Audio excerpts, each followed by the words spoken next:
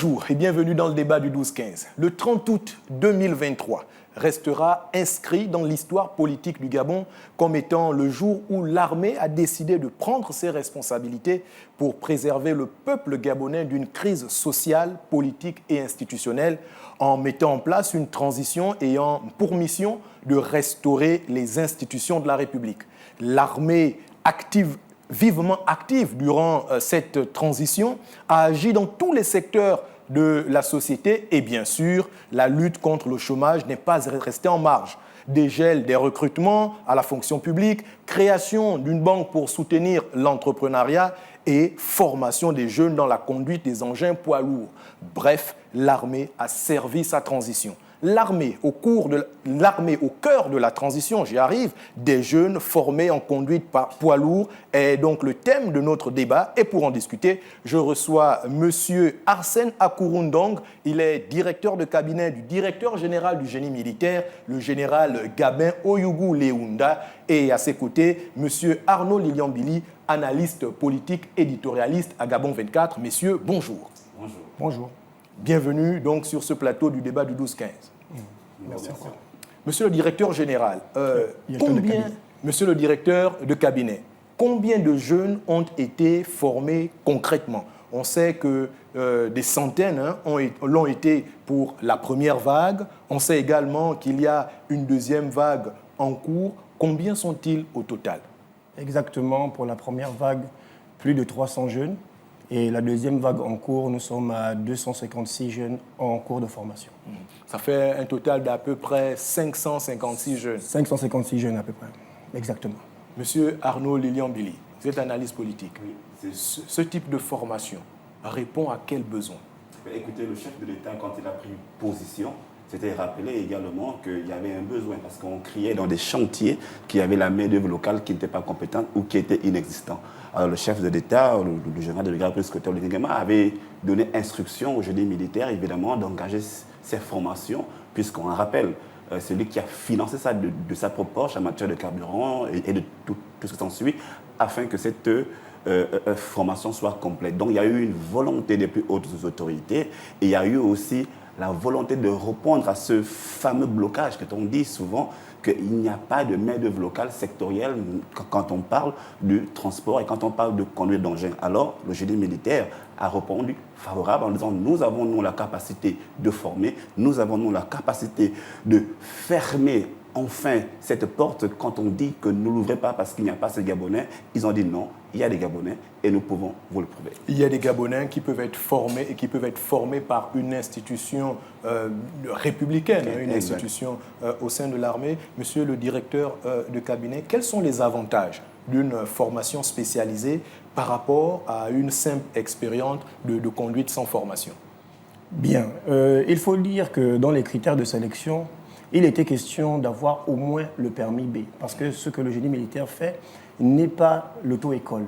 On a besoin des jeunes qui savent déjà conduire et donc nous leur donnons l'avantage d'acquérir des compétences techniques professionnelles pour véritablement répondre aux besoins en conducteur de ces entreprises locales et internationales sur place. Effectivement, lorsqu'on a déjà des connaissances en conduite et qu'on a par exemple un permis B, c'est une certaine catégorie de véhicules qu'on peut conduire, mais avec cette formation, on peut dépasser la catégorie de véhicules. C'est bien cela? Exactement. Ils savent déjà conduire, c'est-à-dire c'est des candidats à qui on n'a plus besoin d'apprendre à faire marche arrière ou à démarrer l'engin. Donc nous les rendons quasiment opérateurs. Nous les faisons quitter du statut de simple conducteur à opérateur de camions et engins spécifiques. Opérateur de camions et engins spécifiques. Alors, monsieur Arnaud Lilian, moins de la moitié a pu intégrer des entreprises. Une fourchette d'à peu près une quarantaine a été intégrée dans des entreprises. Beaucoup d'entre eux sont allés déposer également leur dossier au ministère des Travaux publics et d'autres sont donc en attente. Pourront-ils tous être intégrés? Évidemment, on a plusieurs grands chantiers qui arrivent. il y a Belinga qui arrive, il y a le chemin de fer qui arrive.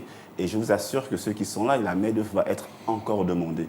Donc, c'est la raison pour laquelle, dans les semaines qui suivent, même les années qui suivent, le génie militaire sera encore sûrement sollicité dans ce sens-là. Parce que notre pays est en chantier, il est en construction. Et il y a la main-d'œuvre locale qu'il va falloir garantir. Parce qu'en garantissant la main-d'œuvre locale, nous pérennisons une certaine économie et nous nous approprions un secteur de marché que nous n'avions pas au préalable. Et le président de la République, dans sa vision, a compris cela, parce que quand il a reçu des jeunes, il a été clair là-dessus, il faut aller dans l'autodétermination aussi, à pouvoir se prendre en charge seul. Et c'est la raison pour laquelle les entreprises, parfois qui sollicitent de la main-d'œuvre auprès du génie militaire, devraient rentrer en conformité aussi avec le PNPE. Parce que le génie militaire ne peut pas tout faire seul. Le président de la République aussi l'a bien compris. C'est la raison pour laquelle, en dehors du génie militaire, il y a d'autres structures qui ont pris le relais, parce que le besoin est là, la demande est là, et demain, il y aura encore une très grande demande, et nous espérons simplement que le génie militaire est assez outillé pour pouvoir recevoir tout ce qui arrive. Monsieur le directeur de cabinet, il y a quand même certains qui ont été intégrés directement au génie militaire ou uniquement dans ces entreprises privées? Bien, nous avons actuellement retenu 18 de ces jeunes issus de la première vague qui rentrent bien entendu dans les critères d'âge.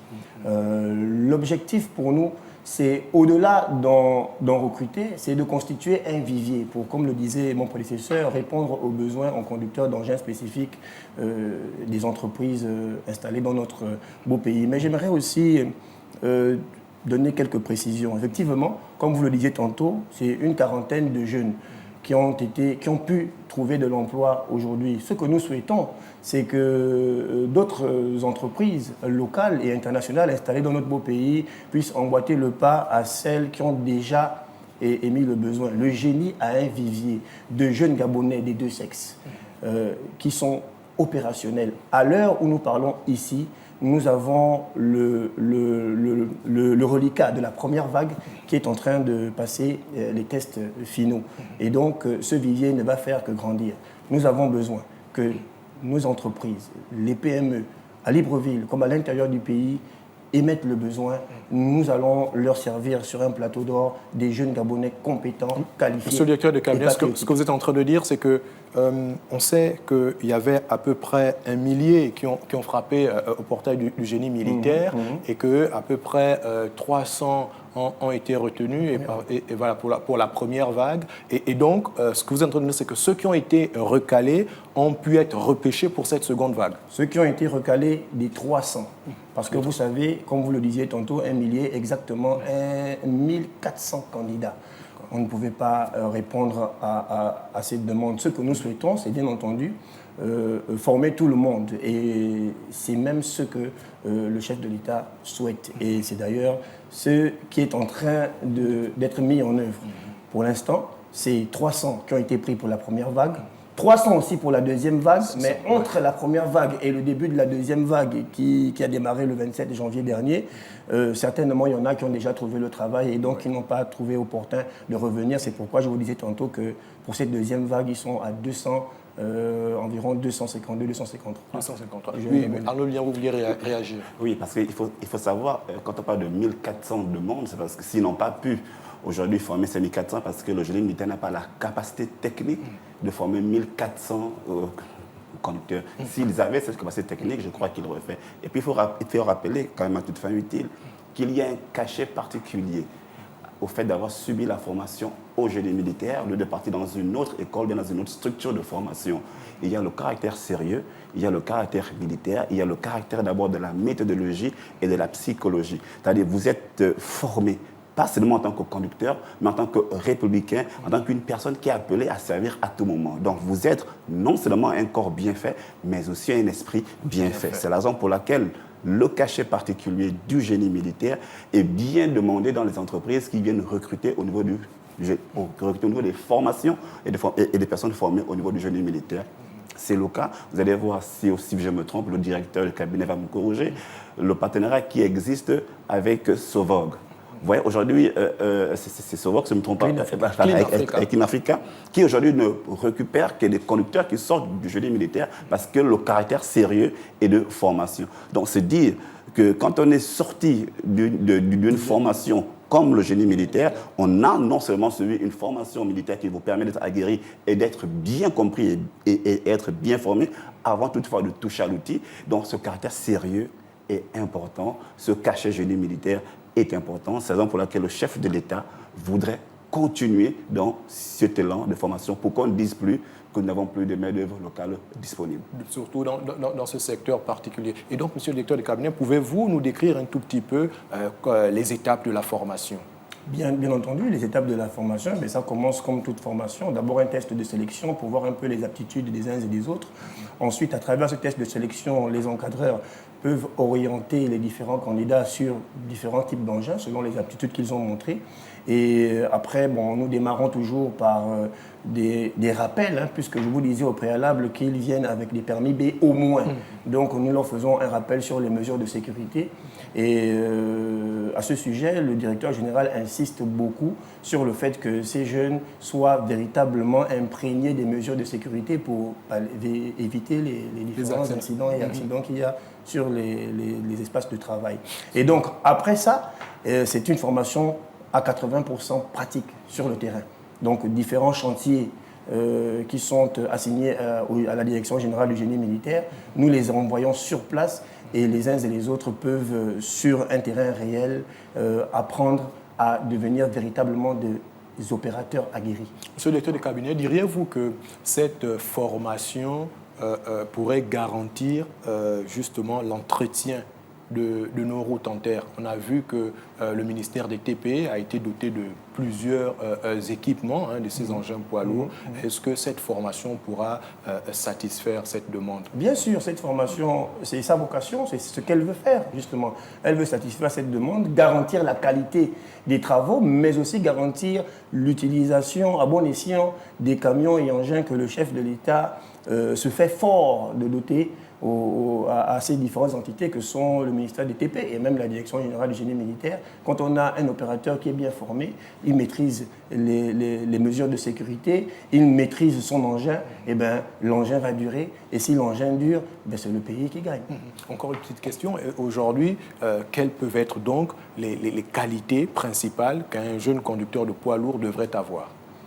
Bien, comme mon prédécesseur le disait tantôt, au-delà de la spécificité conduite, il y a la qualité, il y a la disponibilité, la promptitude, la rigueur dans le travail, d'accord, la précision, parce que c'est des jeunes qui sont appelés à manipuler ces engins en agglomération, pour la plupart, et donc ils doivent avoir une certaine déontologie, d'accord, un professionnalisme et la promptitude dans leur manière de servir. Monsieur Arnaud Lilian-Billier, on l'a dit, l'armée présente dans tous les secteurs de la société avec un dynamisme réel, avéré.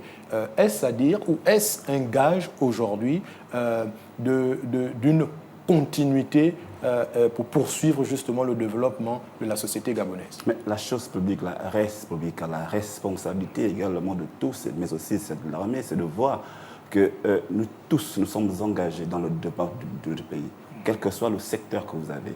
Donc c'est à chacun de se perfectionner dans le secteur qui est le sien. Le génie militaire a compris que, outre le rôle qui lui est assigné par le ministère de la Défense, il fallait au-delà de ce rôle, celui de diminuer effectivement le taux de chômage en République gabonaise. Pourquoi? En répondant favorablement à la formation dont certains jeunes avaient besoin. On vous rappelle qu'il y avait des secteurs qui étaient quasiment monopolisés par certains de nos amis qui venaient d'ailleurs et qu'on croyait qu'il n'y avait pas de Gabonais qui étaient intéressés. Le génie militaire, par cette formation, a démontré que c'est faux. Un appel, 1400, je rappelle, 1400 demandes avec un seul appel. Vous vous rendez compte si on allait au deuxième ou au troisième ou au quatrième appel, se dire qu'il y a une volonté des Gabonais de se réapproprier cet secteur, cette formation, parce qu'il y a un gage à l'intérieur, il y a une garantie d'employabilité à l'intérieur, mais aussi demander aux partenaires du Gabon d'être francs avec le Gabon. C'est-à-dire, vous avez une entreprise, vous arrivez au Gabon, mais c'est d'avoir ce côté franc, de dire effectivement nous allons embaucher sur place, mais de ne pas de dire que nous ne trouvons pas la main-d'œuvre locale parce que le génie militaire va vous démontrer que la main-d'œuvre locale en matière de conduite d'engin, nous l'avons, nous formons et que nous avons des personnes en réserve. Si vous en avez besoin, le génie militaire vous offre. Oui, mais je reste un peu sur ma faim. Vous n'avez pas répondu concrètement à ma question. Okay. Est-ce une démonstration d'une capacité de l'armée à impulser le développement de notre pays? C'est une démonstration. C'est même plus qu'une démonstration. C'est une démonstration, une réalisation, une matérialisation de ce que l'armée peut faire. Et aujourd'hui, nous sommes plus que satisfaits de la réaction, de la réponse de l'armée face à un besoin sociétal, à un besoin de la République, un besoin de l'État. Arnaud Lilian-Billier, vous l'avez dit, il faudrait également que nos partenaires soient francs quand ils arrivent sur place, parce qu'aujourd'hui, il est possible d'avoir cette main-d'œuvre dans des secteurs hautement techniques. Quelles peuvent être les conséquences, justement, lorsque on peut avoir des agents dans ces secteurs-là qui ne sont pas formés? Mais écoutez, la bonne stratégie voudrait que toutes les entreprises, quand elles arrivent, elles se signalent auprès du PNPE pour avoir un certain nombre d'emplois. Et le PNPE peut regarder dans l'atmosphère ou bien dans l'entourage du Gabonais qui forme ces personnes afin de rentrer en contact directement avec ces personnes, avec ces entités. Et on se retrouve où parfois ces entreprises ne sont pas non seulement n'ont pas une collaboration franche avec le PNPE et passent directement leur appel d'offres sur la scène publique à travers les médias et les réseaux qu'ils ont. Et on se retrouve où on n'a plus le choix du Gabon. On a le choix de ce que nous voulons de gré à gré, alors que le choix du Gabon passe d'abord par le PNPE à travers cette légitimité qu'on donne. Donc il faudrait réfléchir, il faudrait voir comment le PNPE peut contraindre toutes ces entreprises à passer leurs commandes via la maison PNPE afin qu'elles regardent sur la scène nationale qui fait quoi et comment on peut récupérer à gauche et à droite afin de satisfaire les demandes, que ce soit technique ou autre chose. Je crois qu'en République gabonaise, et je suis ferme là-dessus, nous avons des compétences parfois qui ne sont pas sollicitées parce qu'on ne sait pas où ils sont. Il suffit simplement que le PNPE demande à toutes ces entités de bien vouloir se signaler auprès d'elles et de voir comment ensemble on peut apporter quelque chose de meilleur. Monsieur le directeur de cabinet, finalement, le génie militaire a été très important pour offrir cette main-d'œuvre, mais est-ce que cela fait partie de ces missions? Oui, bien sûr. Vous savez que la particularité de la direction générale du génie militaire, c'est d'avoir deux caractéristiques dans ces missions. Une caractéristique arme, d'accord, et une caractéristique service. Donc, dans cette dernière, le génie militaire, dans ses missions, a très bien le droit, d'accord, d'organiser ce type de formation. Il faut dire que par le passé, le génie militaire avait déjà organisé une formation au profit des jeunes Gabonais en difficulté avec la loi, dans le programme de réinsertion. Et donc aujourd'hui, nous sommes dans le continuum de ces actions-là. Comme il évoquait tout à l'heure, nous formons les conducteurs de Clean Africa de manière exclusive. Mais nous avons aussi formé les conducteurs des camions Clean Africa de l'ensemble des délégations spéciales du pays. Oui, nous l'avons fait et c'est donc dans la continuité que nous sommes sur instruction de son Excellence, Monsieur le Président de la Transition, que nous sommes dans cette formation des jeunes Gabonais pour justement fermer cette fenêtre qui disait qu'au Gabon, il n'y a pas de compétences dans le domaine de la conduite des camions et engins spécifiques. Et pour revenir un tout petit peu sur les missions spécifiques du génie militaire, on le sait, en temps de paix, le génie militaire contribue à la réalisation de certaines infrastructures. Oui, mais encore. Et aussi à la gestion de l'infrastructure, d'abord au profit des forces de défense et de sécurité, mais aussi au profit des collectivités locales. Voilà, nous sommes dans la gestion, la réhabilitation, l'entretien de tout ce qui est infrastructure à l'échelle nationale. Mais au moment, par exemple, d'une situation de crise, le génie militaire contribue à la protection. À la contre-mobilité. Voilà, donc nous empêchons, si vous voulez, l'ennemi d'évoluer. Très bien. Et facilitons l'évolution des corps amis. Et puis, il faut rappeler qu'en période de transition, tout le monde est allé au-delà de ce que prévoient les textes, parce qu'on ne peut pas accepter que ce soit le génie militaire notre corps, que nous avons la capacité technique et infrastructurelle à apporter une solution à une question bien posée, et que nous la regardons sans pourtant rien faire. Voilà. Donc les missions officielles, oui, mais les missions au-delà de ce qui est officiel, c'est ce que le génie militaire a fait Pourquoi? Parce que le président de la République en a donné instruction pour pallier à une difficulté, et cette difficulté est en train d'être palliée. Et je crois que d'ici 2 ou 3 ans, si le rythme est continué, le Gabon n'aura plus de problème de chauffeurs de poids lourds et de type d'engin. Si le rythme est continu. Oui, alors, pour amplifier ce que mon professeur vient de dire, vous savez, on dit à situation exceptionnelle, mesure exceptionnelle. L'exception, c'était la période de transition. Et donc, mesure exceptionnelle, c'est que parfois, nos missions subissent une certaine mutation. Encore que pour ce qui est du cadre de la Direction générale du génie militaire, les missions n'ont pas véritablement subi une mutation parce que nous sommes dans le continuum de nos actions régaliennes. Tout à fait. Voilà. Alors, quand même une question qui préoccupe nos jeunes formés, c'est l'obtention de leur permis de conduire. Vous l'avez dit, le génie militaire n'a pas vocation à se substituer aux auto-écoles. Mais comment ça se passe? Est-ce qu'au sortir de la formation, ils obtiennent leur permis de conduire? Très bien. Au sortir de la formation, il faut dire que la formation est sanctionnée par un examen final. Cet examen final se fait en collaboration avec des techniciens du ministère des Transports. D'accord? Et c'est eux qui, après commission, valident le fait qu'un candidat puisse avoir son permis ou pas. Bien entendu, en bonne intelligence avec l'encadrement du génie militaire. Et est-ce que tous ces jeunes qui ont été formés sont tous entrés en possession de leur permis? Pour la première vague, tous sont rentrés. La plupart, sinon la majeure partie, sont actuellement en possession de leur permis. D'autres, à cause de l'administration, sont en attente, mais ils sont vraiment une très faible proportion. Parce qu'il faut dire qu'il y a eu beaucoup de petits mouvements, beaucoup de petits bouleversements administratifs qui ont quelque peu ralenti le processus, on va dire ça ainsi. Mais tout est en train de rentrer dans l'ordre pour que la petite minorité qui reste soit satisfaite. D'accord. Alors, monsieur Arnaud Liambillier, vous voyez, ce petit bouleversement, on l'a vu d'ailleurs, le ministre des Transports a d'ailleurs été changé. Est-ce que l'administration également devrait pouvoir suivre lorsque des initiatives telles que celles-ci sont prises pour pouvoir justement accompagner cette impulsion?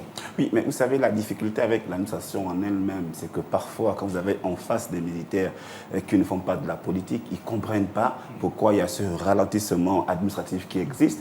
Une formation est terminée, il faut donner des permis de conduire aux gens. Le rôle du génie militaire s'arrête là. Et ensuite passe la main au ministère du Transport via la Direction générale du Transport qui prend le relais. Et malheureusement, vous avez, si vous avez bonne mémoire, vous rappelez que cette période était traversée par des bouleversements de grève. Tout à fait. À cette période-là. Donc, s'il y a grève dans le ministère qui délivre le permis de conduire, le génie militaire ne peut pas intervenir parce que ce n'est pas un frère d'armes, c'est une autre administration, c'est une autre direction où ils n'ont pas compétence, où ils ne peuvent pas exiger quoi que ce soit. Ils sont obligés d'attendre le retour au calme à cette direction et afin que le permis de conduire soit établi. Donc, c'est dire que l'administration militaire ne fonctionne pas forcément de la manière que l'administration civile ou politique ou tout parfois est politisé alors que ne veut pas forcément l'être.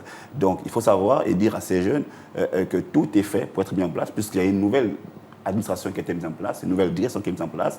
La dynamique est là, l'envie de relancer les choses là et de travailler là. Le ministère et le ministre du Transport se met au charbon pour que ce soit réglé définitivement. Mais il faut rappeler que le coup de génie, pour moi, du génie militaire, c'est d'avoir insufflé cette idée-là d'autres administrations. Vous avez vu, les travaux publics ont pris le relais à un moment donné, le ministère des Transports ont pris le relais à un moment donné, parce qu'ils se sont rendus compte qu'effectivement, il y a une demande. Il y a une demande, et vous remarquez aujourd'hui, à travers les dons et legs que fait le président de la République, à travers le matériel agricole, il faut dire qu'il y ait des chauffeurs formés à cet effet. Donc aujourd'hui, ces chauffeurs, retrouvent, ces véhicules retrouveront des chauffeurs parce qu'effectivement, il y a compétence sur le terrain. Donc, on ne va plus aller sur une demande du chauffeur, mais une concrétisation de l'employabilité à travers les formations qui sont faites non seulement au génie militaire qui avait lancé depuis et qu'on espère que ça va continuer, avec le ministère des Travaux publics et une partie aussi du ministère des Transports. Donc, cet ensemble-là va concorder à ce que le manque ne soit plus Arnaud effectif. Lilian, il ne nous reste plus suffisamment de temps, mais qu'est-ce qui peut expliquer justement ces lourdeurs?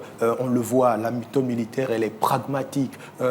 Remise de matériel aux travaux publics, remise de matériel au ministère de l'Agriculture, formation des jeunes et du côté de la direction générale des permis de conduire, c'est encore l'eau. Mais qu'est-ce qui peut l'expliquer? C'est la politique, c'est l'administration politique qui n'a rien à voir avec le militaire. Le politique vient dire au militaire, j'ai besoin de 20 engins. Mais il n'a pas dit au militaire que j'ai besoin de 20 conducteurs d'engins. Donc le militaire met à ta disposition 20 engins. Et après, tu viens disposer, tu viens proposer et tu viens mettre encore notre problème pour dire nous avons besoin de conducteurs. Mais on ne met pas la charrue avant les bœufs. C'est d'abord de dire que, monsieur le président de la République, voici les besoins que nous avons, mais pour atteindre cet objectif-là, nous voulons d'abord avoir tant de chauffeurs. Mais le génie militaire n'a pas attendu ça. Alors, qu'est-ce qui peut être fait justement pour faire bouger les lignes? C'est de continuer à demander à ce que le génie militaire continue à former et autonomiser jusqu'à la réception de permis génie militaire type militaire pour qu'il soit simplement convertible au ministère des Transports. Ce qui est en train d'être fait, monsieur le directeur de cabinet, vous nous disiez en ce moment, ce sont 253 jeunes qui sont formés à ces engins poids lourds, sachant bien évidemment qu'aujourd'hui, il y a par exemple ces deux secteurs spécifiques, les travaux publics et même le secteur agricole, qui sont aujourd'hui dotés d'engins et qui n'attendent plus que ces jeunes pour pouvoir donc les intégrer et pouvoir donc les conduire. C'est déjà la fin de notre débat du 12-15. Je sais que c'est une question passionnante. Merci, messieurs, d'avoir accepté cette invitation de Gabon 24. Je rappelle que nous discutions du thème « L'armée au cœur de la transition des jeunes formés en conduite poids lourd » et je recevais monsieur Arsène Akourou Ndong, qui est directeur de cabinet du directeur général du génie militaire, le général Gabin Oyougou Leounda, et à ses côtés monsieur Arnaud Lilian Billy, qui est analyste politique et éditorialiste à Gabon 24, que vous voyez régulièrement sur notre plateau. Le débat du 12-15, c'est déjà la fin, mais ne zappez pas, nos programmes se poursuivent sur Gabon 24.